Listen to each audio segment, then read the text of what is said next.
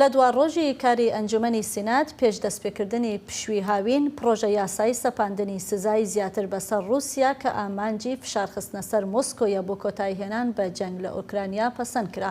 پرۆژە یاساکە هەندێک لە سزاکانی پەیوەست بە ئێرانیش درێژ دەکاتەوە. بۆ زانیاری زیاتر لەسەر ئەم بابەتە و کارنامەی ئەمڕۆی سینات مەریوان هەمە پەیامنێری دەنگی ئەمریکا لە کۆنگرس لەگەڵمانە. مەریوان، پرۆژە یاسایی سەپاندنی سزا بەسەر رووسیا و ئێران پەسەند کرا. قۆناغی داهاتوو چییە؟ بەڵێ ئەم پرۆژە یاسایە زیاتر لە ساڵێکە کاری لەسەر دەکرێت و پاش کۆچی دوایی سیناتۆر لینزی گراهام هەوڵەکان چڕ کرانەوە بۆ پەسەندکردنی ئەو لەگەڵ سیناتۆرێکی دری دیموکراتدا کاریان لەسەر ئەم پرۆژە یاسایە دەکرد. سیناتۆرەکان دەڵێن کە یاساکە نەک هەرفشاری زیاتر دەخاتە سەر مۆسکۆ، بەڵکو ئەو وڵاتانەشی کە نەوت و گازی رووسیا دەکڕن فشاریان دەخاتە سەر. با تەماشای ئەو راپۆرتە بکەین کە بۆم ئامادەکرده بوون.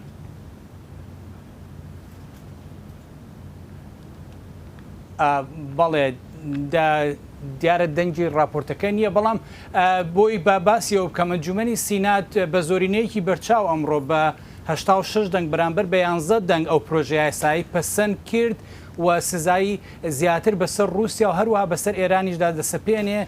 پشتیوانەکانی پرۆژە یاساکە دەڵێن ئامانجیانەوەیە کە سەرچاوی داهاتی رووسیا لاواز بکەن و ناچاری بکەن جەنگی 4 ساڵەی دژ بە ئۆکرانیا کۆتایی پێبێنێت.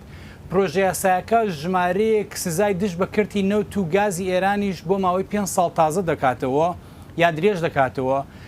بەگشتی پرۆژە یاساکە فشارێکی ئابووری زیاتر دەخاتە سەر رووسیا، بە تایبەتی بەرپرسانی باڵای رووسیا وەکو سەرۆکی رووسیا، بانکە گەورەکانی رووسیا، کۆمپانیەکانی حکوومەت، کەرتی وزەی رووسیا، هەموو ئەمانە بۆ ئەوەی ئەو جەنگەی تژی ئۆکرانیا کۆتایی پێبێنێت و هەروەها یاساکە هەوڵیش دەدا سزا بەسەر تۆڕی کەشتی سێبەردا بسەپێنێت کە رووسیا بۆ هەناردەکردنی نەوت و خۆتزیینەوە لە سزاکان بەکاریان دەهێنێت.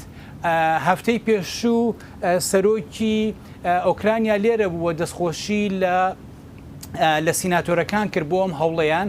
ئێستا کە ئەمڕۆ چەند خولەکێک پێش ئێستا ئەنجومەنی سینات ئەو یاسای ئەو پرۆژە یاسایی تێپەڕ کردووە، پرۆژە یاساکە دەنێرێت بۆ ئەنجومەنی نوێنەران بۆ گفتوگۆ و پەسەندکردنی، بەڵام چونکە ئەنجومەنی نوێنەران لە پشووی هاوینەدایان ئەوانیش کەواتە چاوەڕوان دەکرێت لە دوای گەڕانەوەیان لە مانگی نۆدا دەنگ لەسەر ئەم پرۆژە یاسایە بدرێت و ئەگەر پرۆژە یاساکە ببێتە یاسا ئەوە دەبێتە یەکێک لە قورسترین سزاکان بەرامبەر بە رووسیا لە ماوەی 5 ساڵی پێشوودا.